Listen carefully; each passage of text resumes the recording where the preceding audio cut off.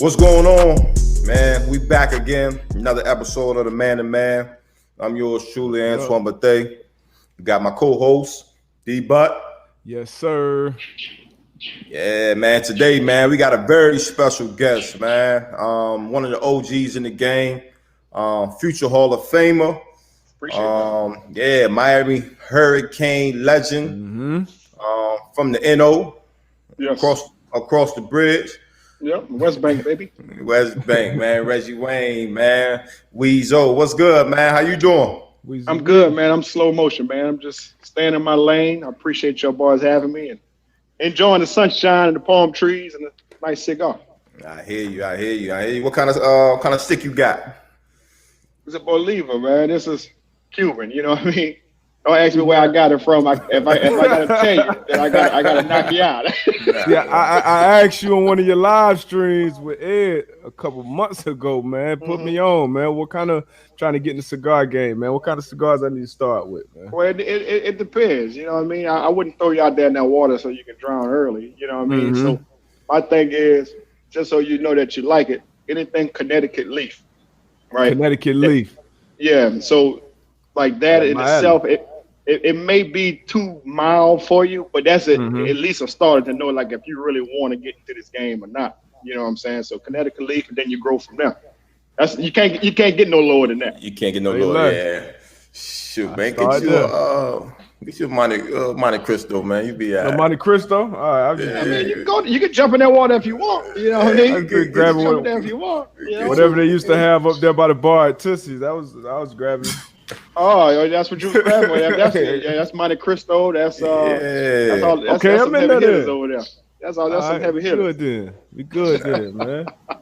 Man, let's jump into it, man. Let's jump into it now for sure, man. So, as always, man, we get the guests on here, man. We just kind of want to dive in, let the listeners know, man, who Reggie Wayne is. You know what I mean? Obviously, everybody know as far as on the field, but I think one thing with me and D-Buck getting to know you. As big homie, OG, big bro, like the person you are. So coming from New Orleans, the youngest of three, right? Yep. Youngest of three, man. Just kind of talk to us, man. Talk to us about your older brothers, man. Just talk about as far as what got you into the game of football. I know you was into baseball as well. Yeah. So just kind of talk about your childhood. I as you mentioned, I'm from New Orleans. Grew up in Marrero. Was in Marrero till I was in like 6th grade. Then I moved to Orleans Parish. Say about 6th grade, and I moved to Algiers. So I basically grew up, as you mentioned. I had two older brothers. Out of my brothers, I probably was the worst athlete. You know what I mean? So. I'm the youngest, so I took a lot of L's growing up. You know what I mean? I got beat up a lot. You know what I mean? But it was all to make me tough. Mom and dad, they supported me, did everything I wanted to do. My mom, she really supported. My dad kind of started coaching in high school. Yeah. So he, a lot of stuff he missed, but mom's was always there. You know what I mean? But like you said, everybody know me playing football and all that stuff, but football is actually my third favorite sport. I grew up loving baseball. My idol, the only athlete that I ever wanted to have an autograph for, which I got, right, was Ozzie Smith, St. Louis Cardinals. Yeah. All right. So I grew up an Ozzie Smith fan, playing baseball. When I was growing up, I played shortstop and third base. Tried to be like Ozzie, tried to backflip and all that, and broke my wrist, and I realized backflipping wasn't for me. You know what I mean?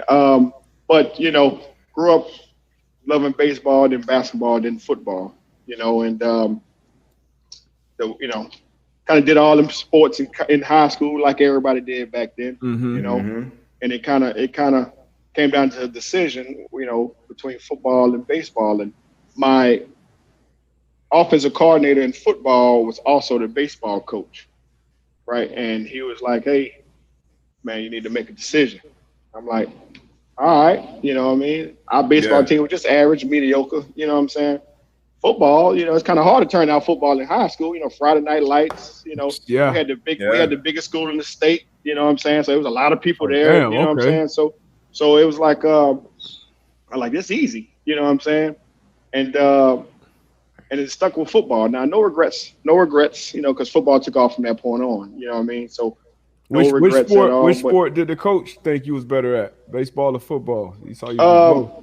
He thought I was fairly equal at both. Okay. You know what I mean? But it was just he started saying that he started to see signs of me being tired. You know what I'm saying? Just because I also did track. I was doing football and baseball at the same time.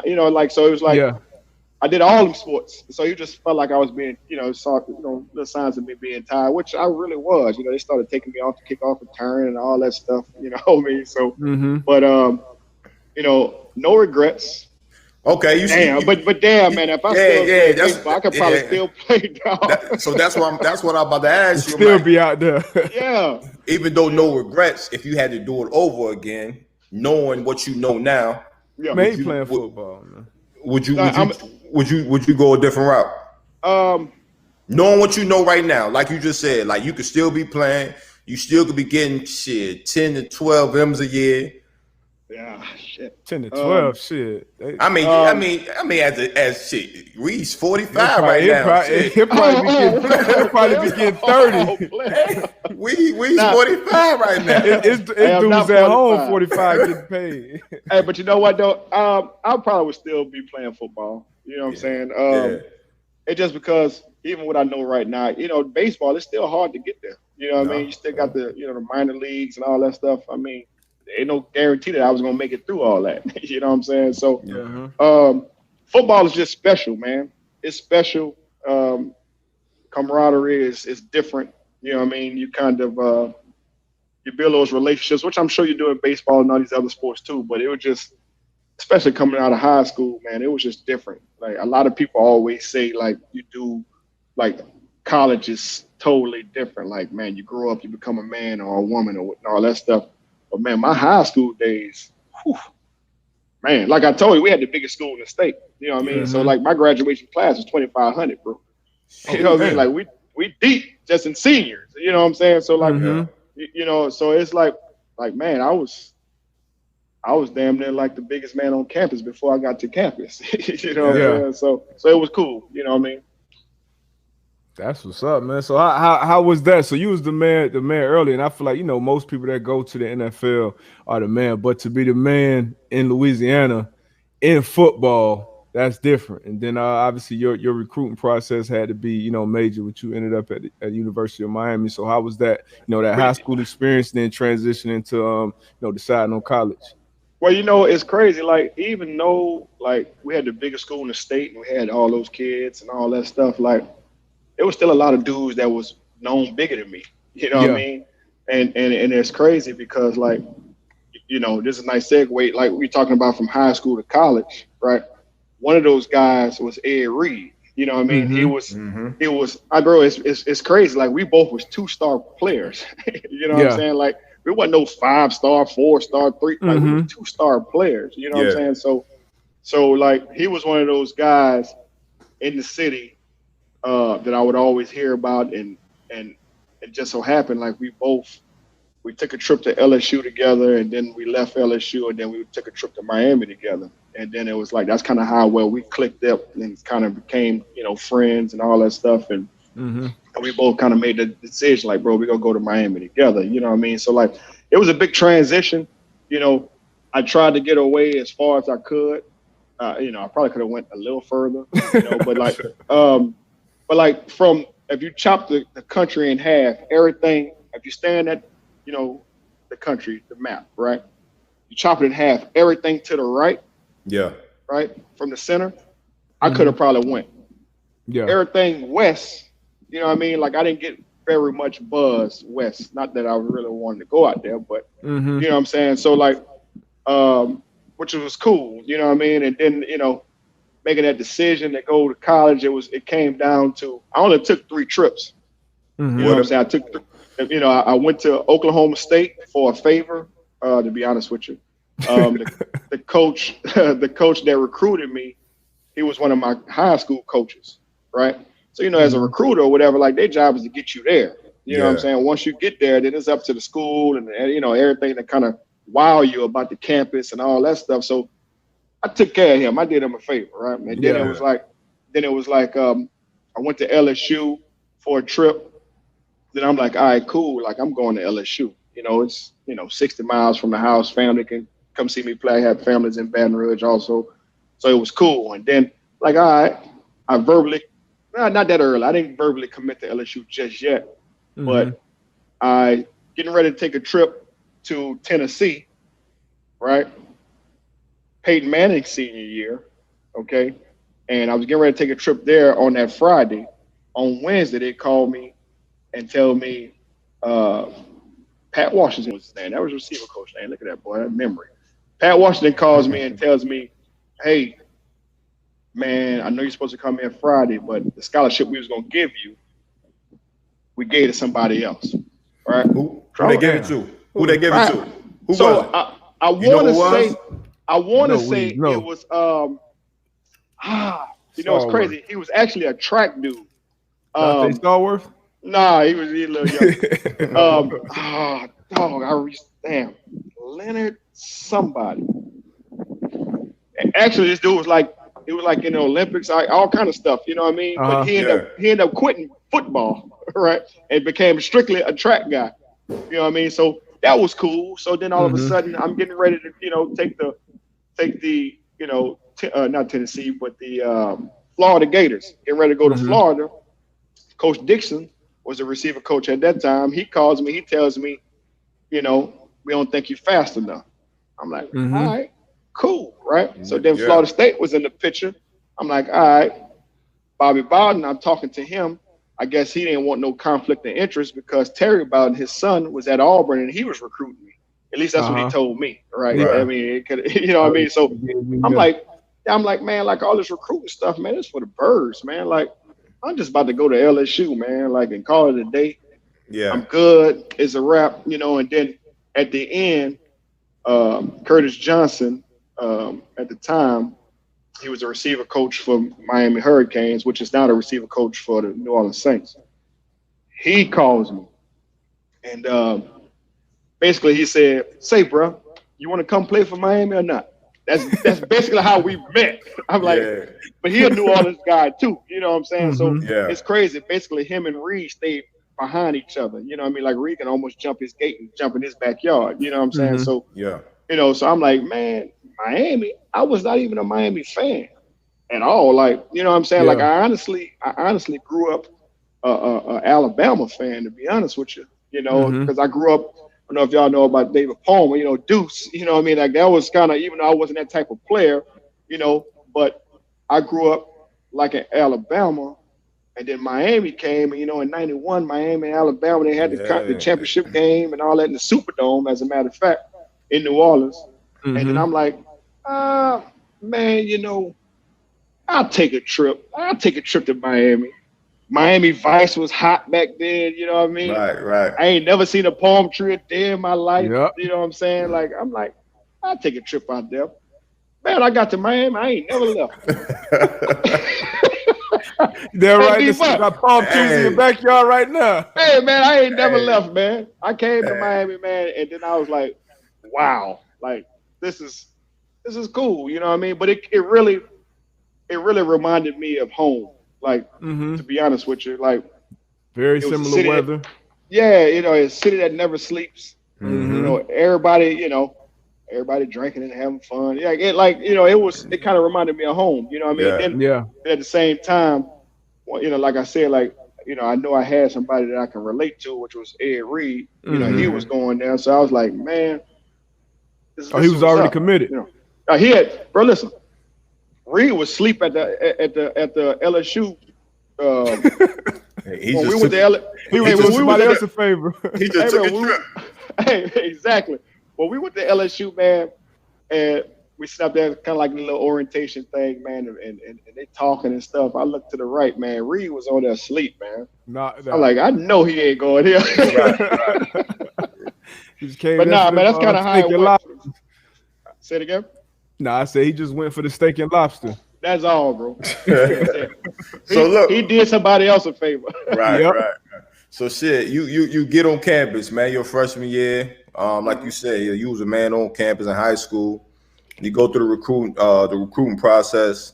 Yep. Now you on campus, man. Like, how was that initial transition as far as the game speed? Like, you know what I mean? I know it's always talks about how y'all, I guess, the training was out there. Like, y'all was always in shape and shit like that. So how was that transition as, a freshman on campus? Well, it's funny you said, before I even get into that, right? We first get on campus and all that stuff. I'm gonna be honest with you, bro. I was about to fight. I was about to fight everybody on the team, bro. Like, and it was kind of not just myself. It was kind of like all the freshmen. So when we got to Miami was on probation. So we only had like 14 scholarships. Yeah. You know what I mean? So it was on, we was already heavily outnumbered. So you know how it is, man. Like the freshmen get there and the upperclassmen want to kind of, stick their chests out. Like, there wasn't no hazing and none of that stuff, but it was kind of like they try to, God bless it, they try to debo you. You know what I'm saying? They try to muscle you. You know what I mean? So I'm like, big dog, So I'm like, man, like, hey, bro, like, I just looked at the media guy, bro. Like, we wasn't that good last year for y'all to be trying to muscle somebody. Don't muscle us. Muscle the people we playing. You know what I'm saying? Like, so it was one of those things where, like, I was like, I ain't with this, bro. Like, they gonna jump me and they gonna get me good, but it's just gonna be one that's gonna feel me. I'm gonna get one person. It ain't gonna be cheap. You might get it ain't gonna be cheap. So I looked at Reed, because it was kind of like them things where freshmen wasn't allowed to sit on the couches in the locker room. You know what I'm saying? So I didn't know, bro. I'm wet behind the ears. I just get in there. Nobody told me. You know what I'm saying? So I'm sitting up there and I'm there with Santana Moss and Najee Davenport and like I said, Ed Reed, all us, man. We all left. So y'all were all the same recruiting class? Yeah, we all the same recruiting class. Okay. It was like I said, it was only 14. It was only 14 of us. You know what I'm saying? So we sitting up there and all of a sudden the upperclassmen coming there and they trying to surround me and stuff. I looked at Reed, right? And Reed, I gave him that look like, boy, it's just about to go down, right? Yeah. So he looked at me and was like, we got to do what we got to do. You know what I mean? So before it popped off, man, my teammate in college and teammate in the league, Edrin James, stepped in, right? He stepped in. He said, whoa. Told everybody, hold on, right? He said, man, let me talk to him, right? So he come over there. He said, man, let me talk to you for a second, right? So I get up, and that's all I wanted, bro. Like, I just wanted somebody holler at you.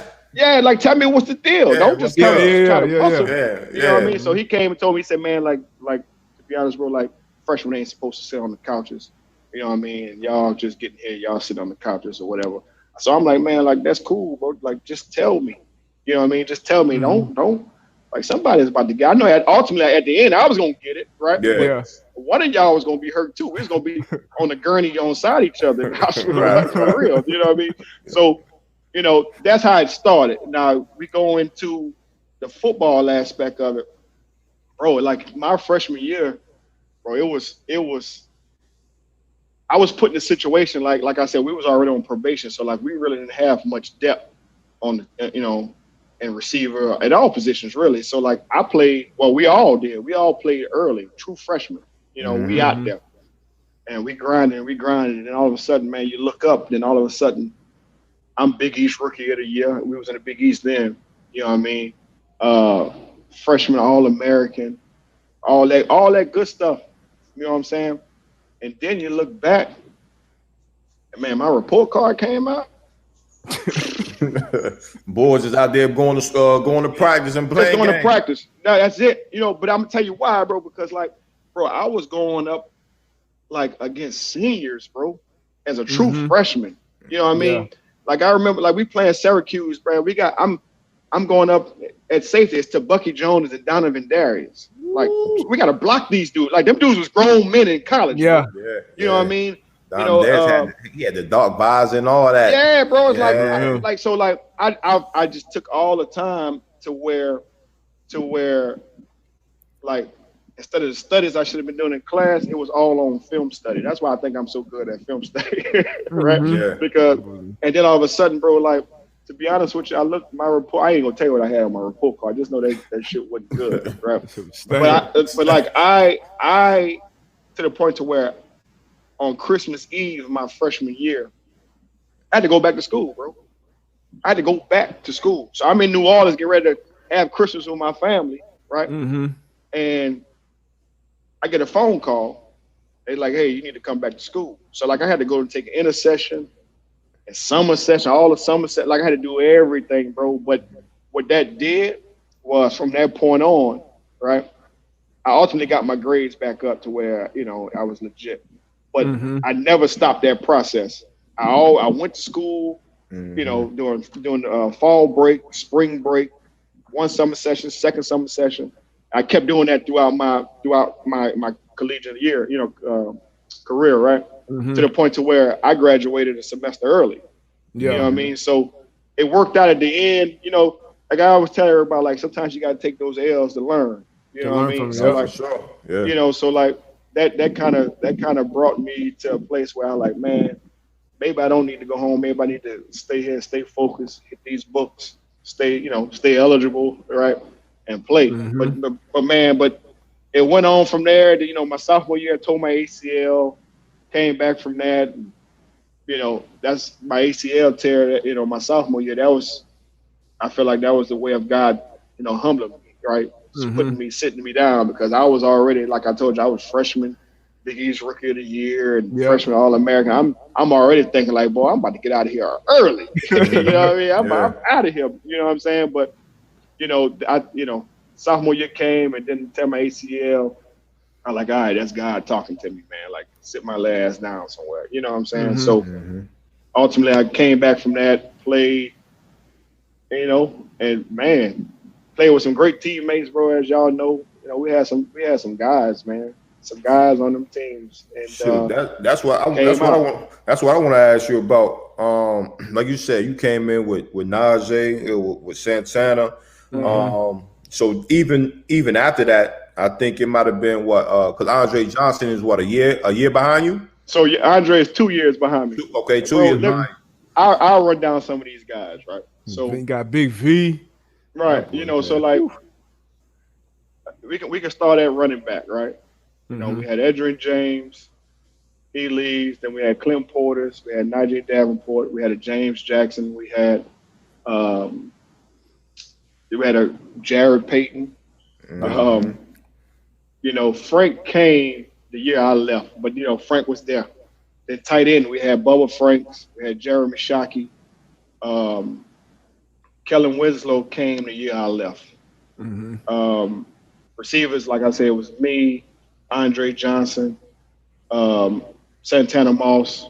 Then we had a Darryl Jones who got drafted by the Giants. We had a Andre King that got drafted by Cleveland.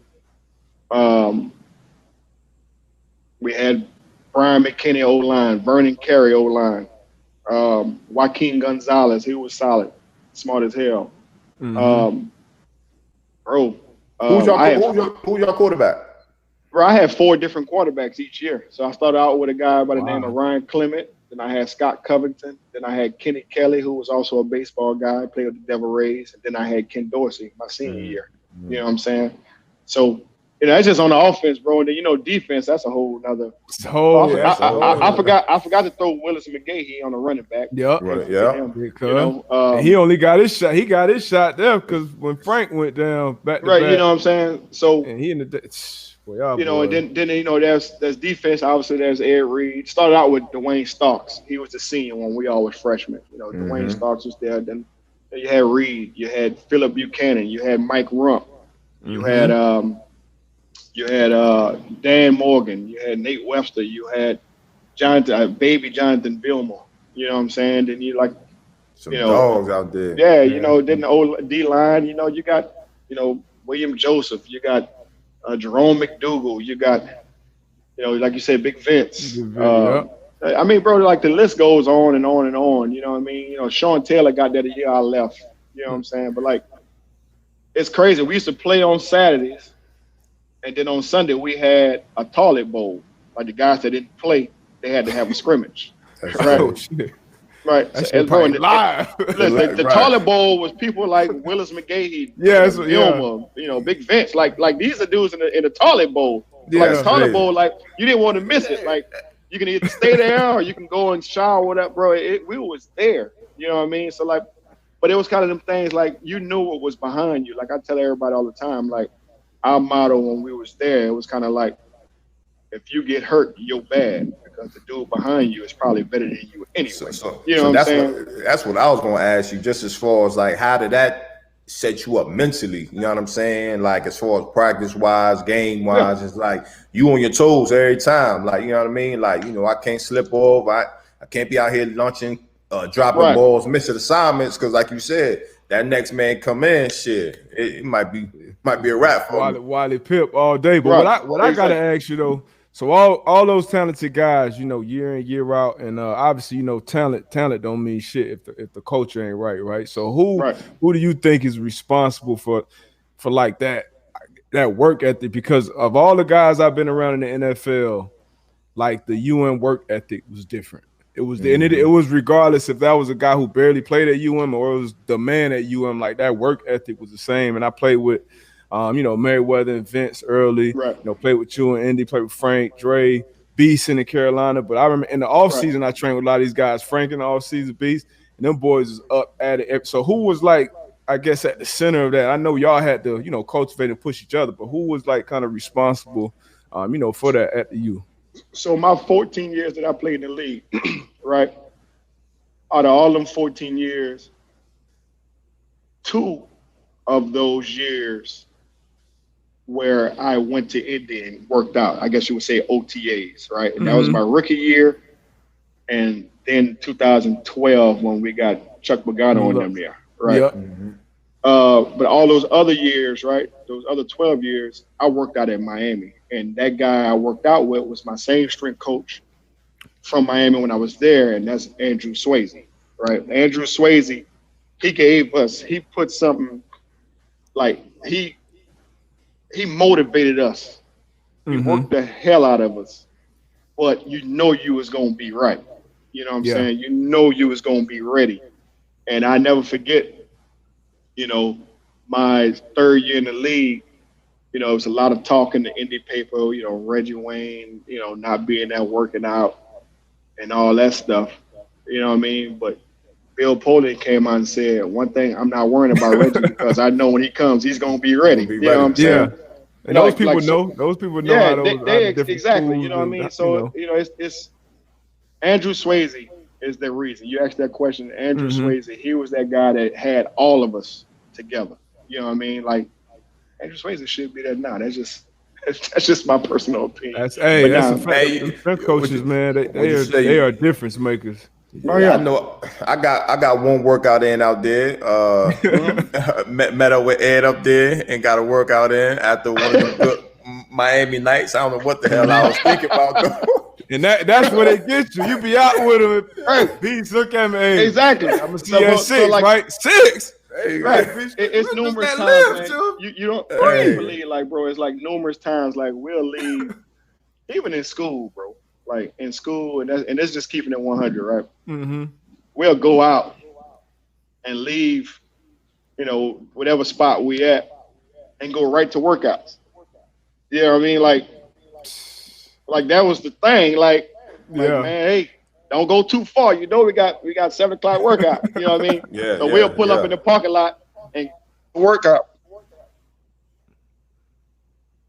It was just one of those, and where, I don't know, man. That was just the Miami boys, man. It worked, and we never looked back. That shit definitely worked, boy. Yeah, hell yeah.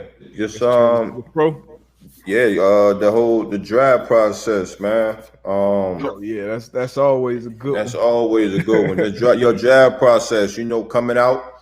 What was the talk? Was it early first round or what was the talk? You know what I mean? Like as far as I already know, I know everybody know as far as the other receivers coming out that year.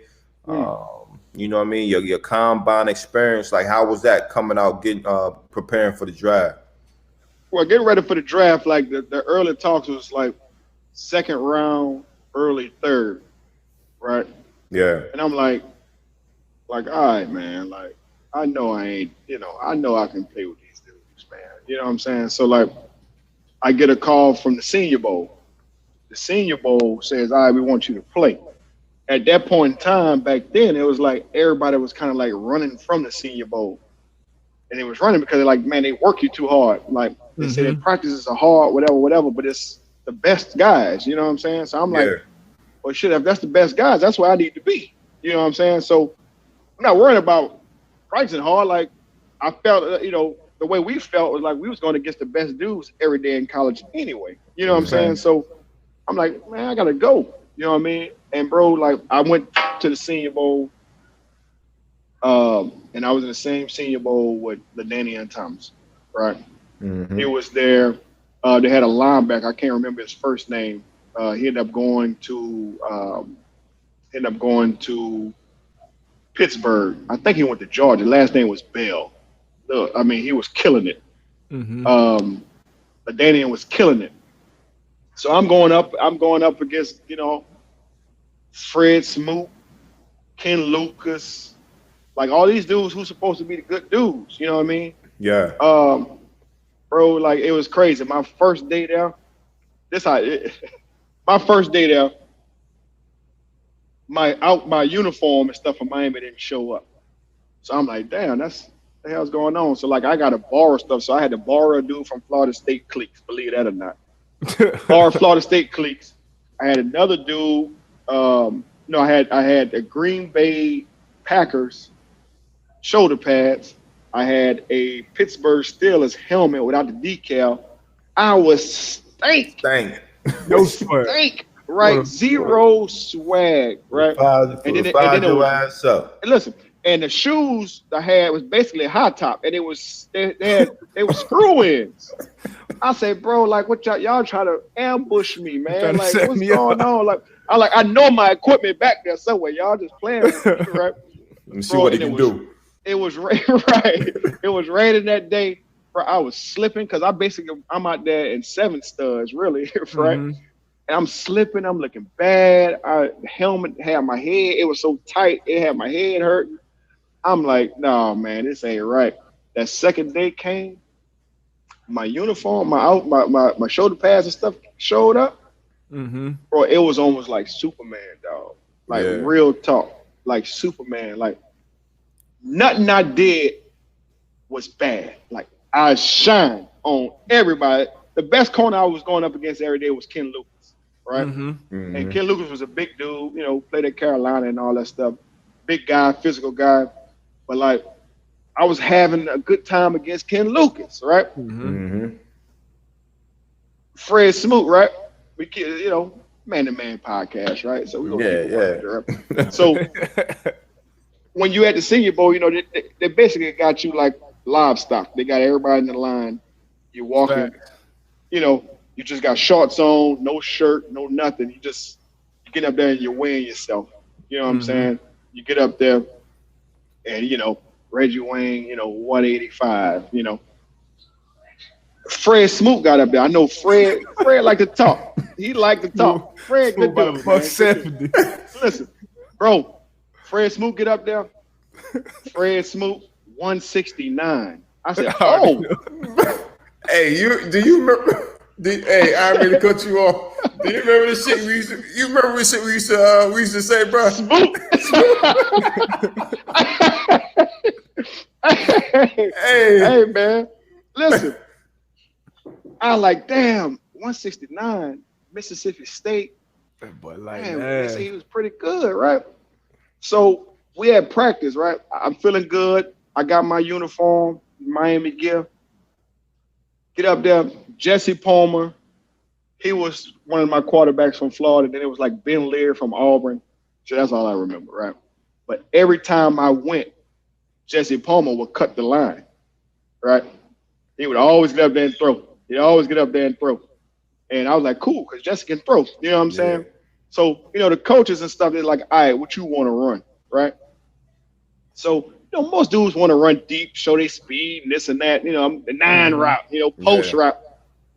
Man, he asked me what I wanted to run. I looked over there and said who was next for, defensive back. It was Fred Smoot, right? I said, look, I know the only thing they're going to do is press, right? They ain't playing no off coverage. They're letting them do what they want to do. I know they're going to press. Say, what you want to run? Slant, right? So I get up there. He pressed. Man, I hit Fred Smoot. He went flying. You know what I'm saying? Caught my slant. Everybody, all his, the coaches and stuff like, woo, right? Whoa. So I just remember Fred Smoot like, all right, Wayne, I see how it's going to be. Right now. I see how it's going to be. I say, hey, bro, it ain't personal right now. Right? They got me in the third round, hey, I got to get up. Trying to eat. Right. I get up there again. All right, Reggie, what you want to run? Fred Smoot. Slant. Right, bro. I ran 3 slants in a row against Fred Smoot, bro.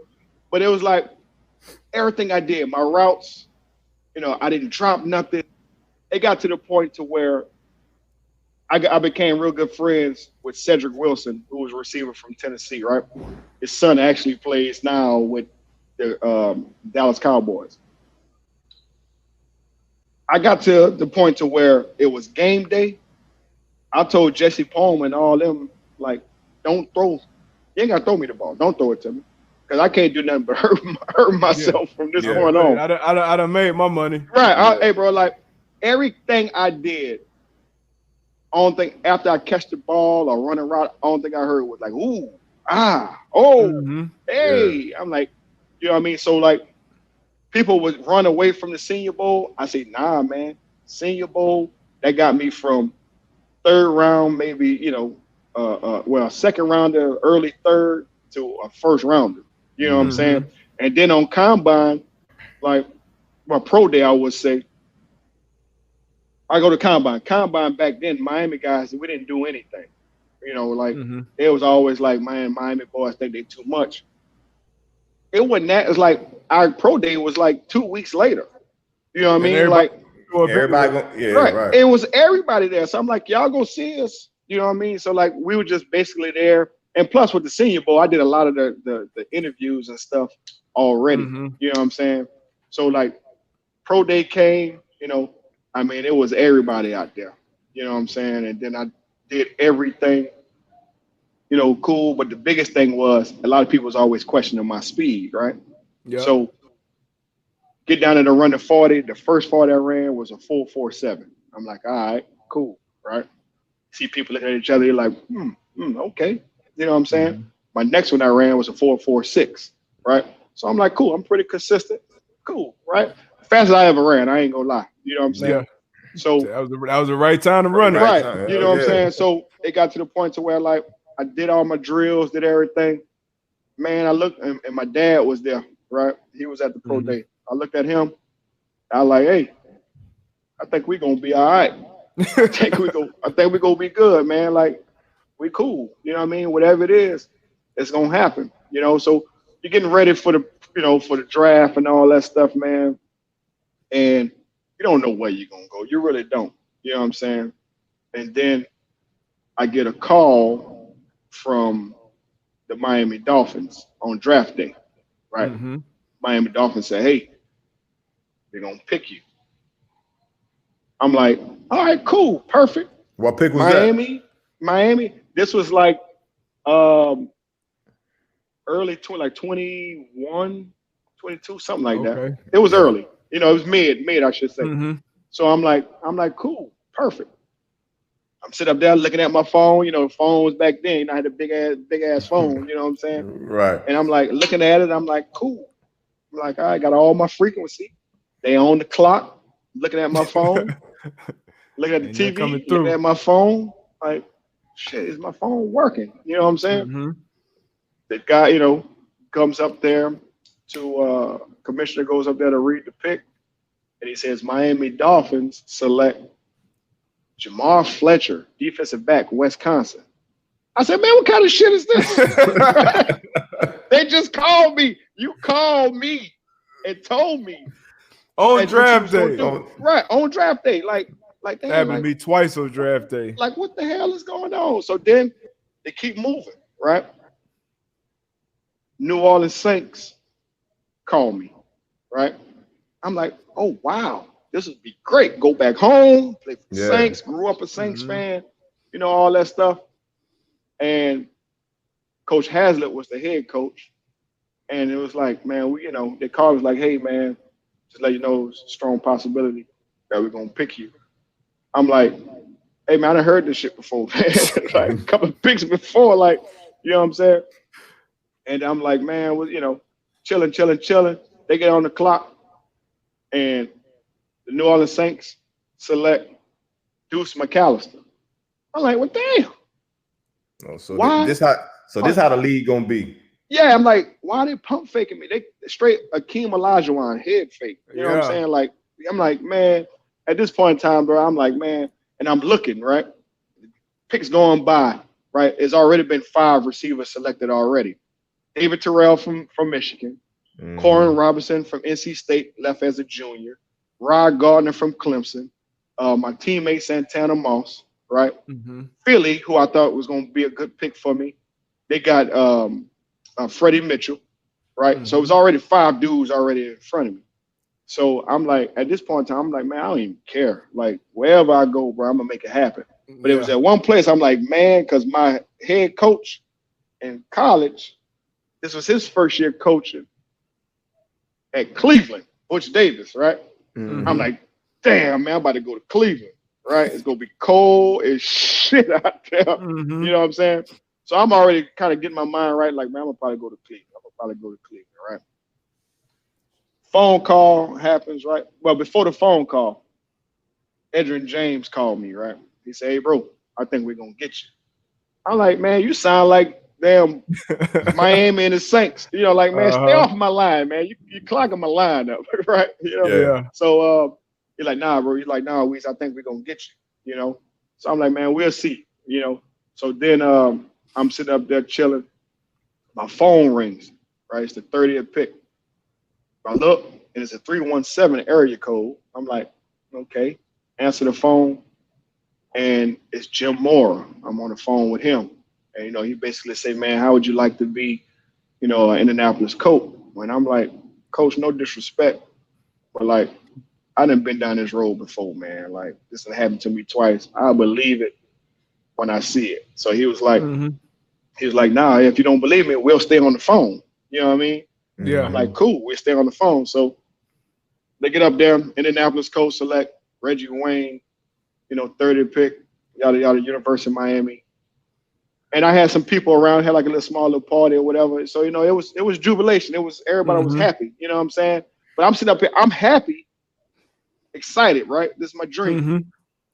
But I'm saying to myself, bro, I didn't talk to every team between the Senior Bowl and the Combine and Pro Day. It was one team that I didn't talk to, right? Talk to at all. And that was the Indianapolis Colts, right? Didn't talk to them at all. And it was just weird, man. It was just weird how it all fell out. So, you know, I tell Jim Moore, I'm like, hey, coach, you don't mind if I come in the morning? Because they wanted me to fly out right then, right? So I like, you don't mind if I come in the morning, because it was like I had a lot of family and stuff, you know what I'm saying? So he was like, fine, you know. So I flew out there that morning, and shoot, man, the rest was history. The rest was history. Oh, man, appreciate Reggie Wayne, the legend, Weez, great teammate, both of ours, man, former teammate. I'm glad to have him on the show, man. Hopefully that's not the last time, man. Super dope interview. Obviously, a lot of great insight into his life and experience in the league, man. Hope y'all enjoyed it, man. Another great interview with the Man to Man Pod. Yes, sir. Yours truly, one half of the Man to Man Pod, Darius Butler. Got my co-host AB. Yo. And hey, we out, man. Another great episode. Yes, sir. Peace.